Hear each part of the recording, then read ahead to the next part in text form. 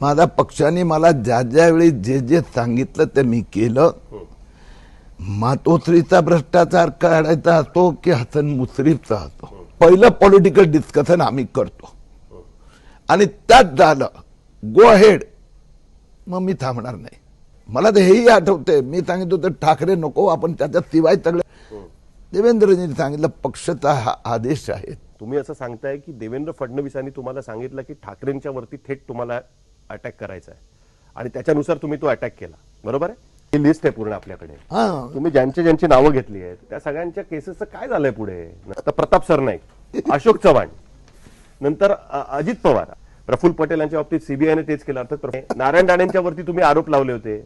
तर म्हणजे तुमच्याकडनं आरोप करून घ्यायचे आणि मग त्यांना पक्षात घ्यायचं, हे पण डील पक्षाचं तुमच्याबरोबर झालं होतं असं म्हटलं तर चुकीचं ठरेल का? मग फारच गंभीर प्रश्न विचारतो. बरोबर आहे ना? यशवंत जाधवांच्या केसमध्ये यामिनी जाधवांच्या विरुद्ध इन्कम टॅक्सने इन्व्हेस्टिगेशन केलं होतं. बेनामी प्रॉपर्टीच्या याच्यामध्ये त्यांची आमदारकी रद्द व्हावी म्हणून सांगितलं होतं. का नाही किरीट सोमय्या त्यांच्या कोर्टामध्ये जाऊन सांगतात की तो रजिस्ट्रार ऑफ कंपनीचा FIR मरीन ड्राईव्ह पोलीस स्टेशनला करून घ्या म्हणून. तुम्हाला हे सगळे घोटाळेबाज अजूनही वाटतात का?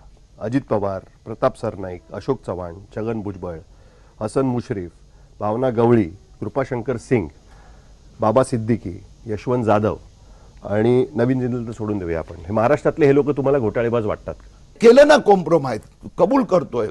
हे कॉम्प्रोमाइज आवडत नाही, बरं नाही वाटत, परंतु शेवटी हे सरकारला जर काढायचं असेल तर हे कॉम्प्रोमाइज करावं लागतं.